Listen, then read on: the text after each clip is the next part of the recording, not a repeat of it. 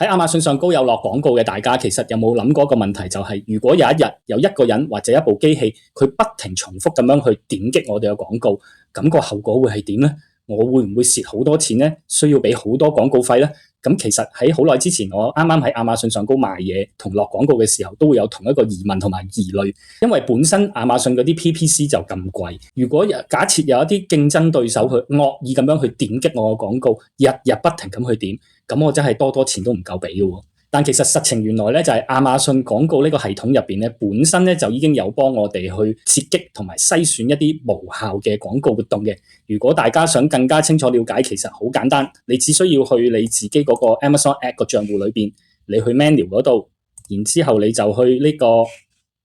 測量與報告下低呢個推廣廣告報告入邊，你撳咗入去之後，其實就有可以建立好多唔同嘅廣告活動嘅報告嘅。你撳咗入去之後，大家只要需要去到呢個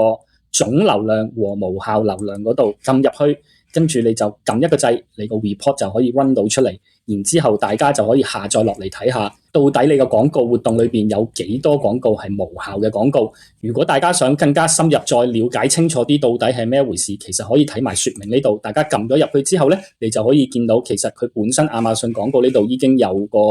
announcement 喺度，就話俾大家聽到底有幾多廣告活動佢哋係會斷定係無效啦。例如一啲